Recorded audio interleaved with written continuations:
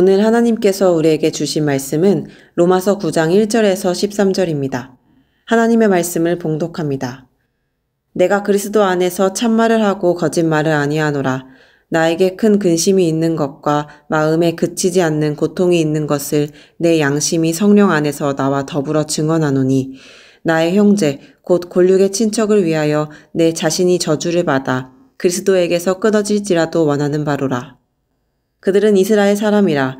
그들에게는 양자됨과 영광과 언약들과 율법을 세우신 것과 예배와 약속들이 있고 조상들도 그들의 것이요 육신으로 하면 그리스도가 그들에게서 나셨으니 그는 만물 위에 계셔서 세세에 찬양받으실 하나님이시니라. 아멘. 그러나 하나님의 말씀이 폐하여진 것 같지 않도다.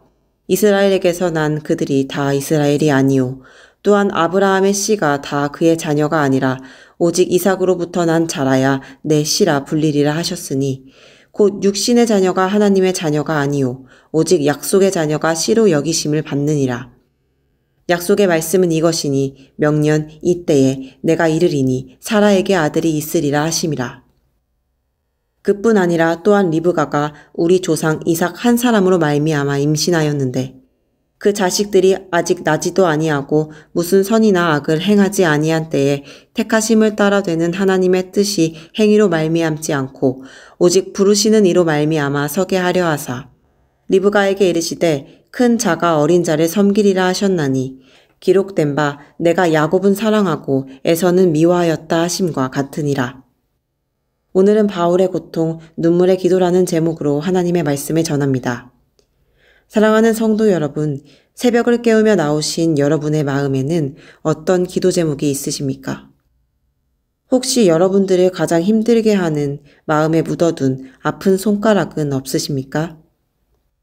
사도 바울의 아픈 손가락은 그의 동족 이스라엘이었습니다.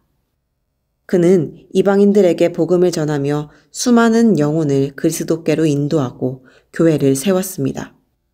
그렇지만 정작 하나님의 놀라운 은혜와 특권을 받았던 그의 동족 이스라엘은 예수 그리스도를 거부하고 있었습니다.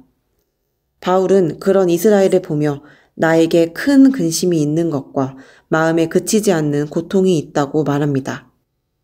저는 이 마음이 마치 자녀를 향한 부모의 마음과 같다고 생각합니다. 여러분들도 밤 늦도록 잠 못 이루며 자녀를 위해 기도하신 적 없으십니까? 그 자녀가 잘못된 길을 갈 때 차라리 내가 대신 아팠으면 하고 그 자녀의 잘못이 마치 나의 잘못인 것 같아 내가 대신 그 벌을 받았으면 했던 적 없으십니까? 바울의 마음이 바로 그랬습니다.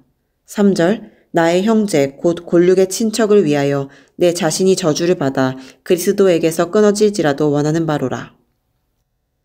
바울은 자신의 영혼이 멸망하더라도 동족이 구원받기를 바라는 간절함으로 몸부림치고 있었습니다. 바울의 동족 이스라엘은 어떤 사람들이었습니까? 이스라엘은 엄청난 특권을 받은 민족이었습니다.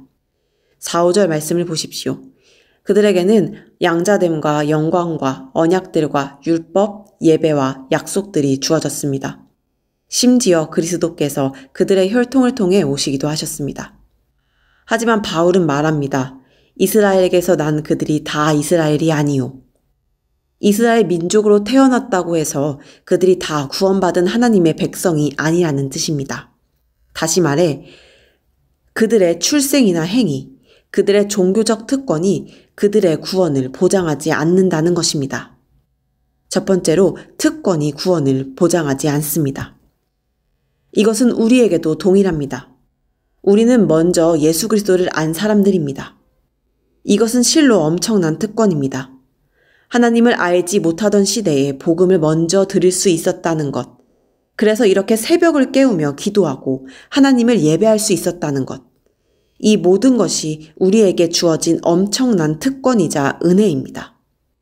마치 이스라엘이 먼저 하나님의 양자가 되어 여러 특권을 누릴 수 있었던 것처럼 말입니다. 그러나 오늘 우리가 단지 먼저 교회에 왔다고 해서 어떤 직분을 가지고 있다고 해서 율법을 알고 있고 신앙 전통에 익숙하다고 해서 그 먼저 된 특권이 곧 우리의 구원을 보장하지는 않습니다. 특권 자체가 구원은 아닙니다. 마치 병원 앞에 사는 사람이 병원 앞에 산다는 이유로 자신의 건강을 보증할 수 없는 것처럼 말입니다. 그렇다면 어떻게 하면 구원을 받을 수 있을까요? 구원의 근거는 어디에 있는 것일까요? 둘째로 바울은 구원의 근거가 혈통이나 행위에 있지 않고 오직 하나님의 전적인 선택에 있다고 강조합니다. 아브라함에게는 이삭과 이스마엘 두 아들이 있었습니다. 혈통적으로는 둘 모두 아브라함의 자식들입니다. 그러나 그 둘 모두 하나님의 선택된 백성이 된 것은 아닙니다. 하나님의 주권적 선택에 따라 이삭만이 약속의 자녀가 될 수 있었습니다. 이삭도 마찬가지입니다.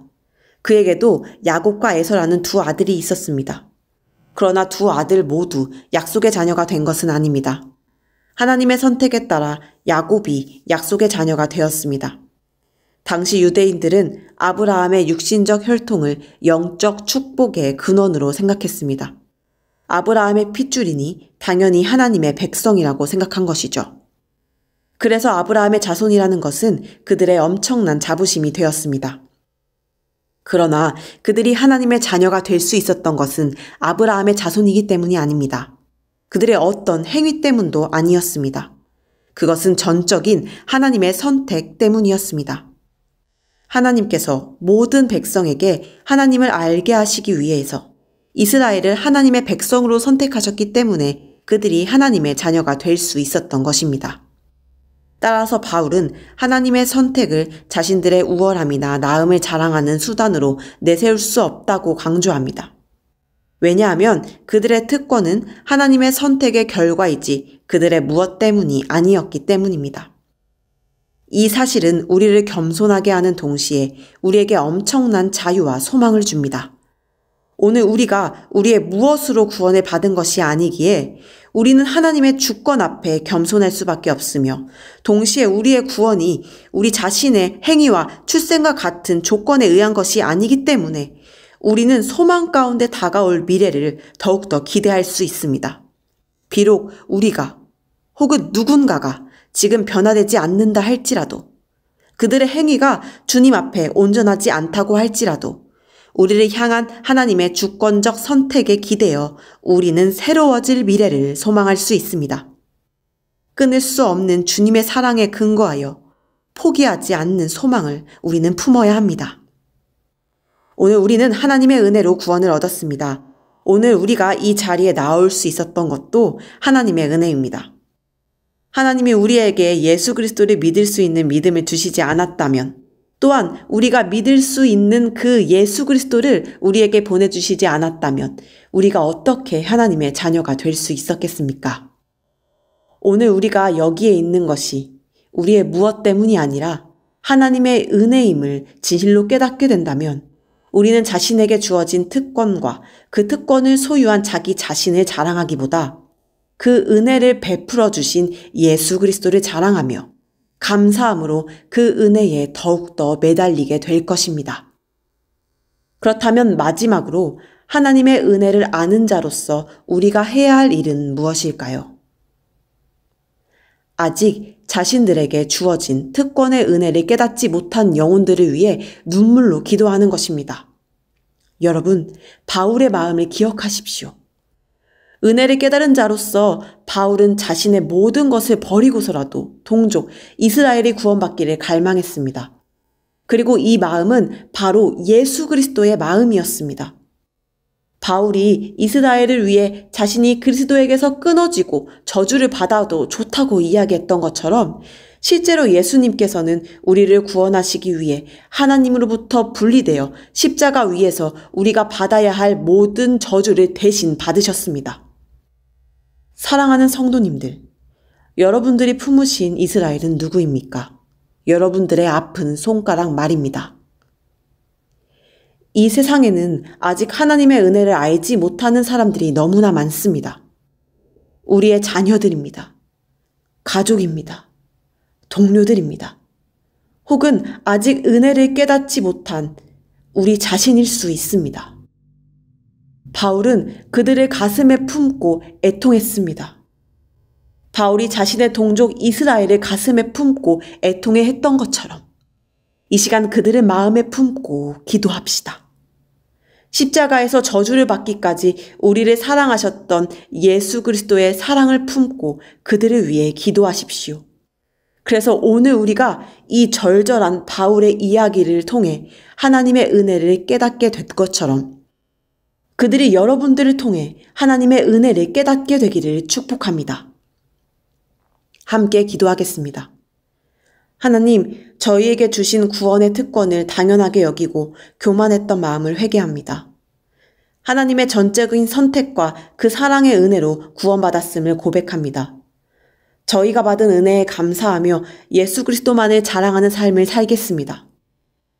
이 시간 저주를 받아 죽기까지 우리를 사랑하셨던 예수 그리스도의 마음으로 아직 주님의 은혜를 알지 못하는 자들을 위해 기도합니다.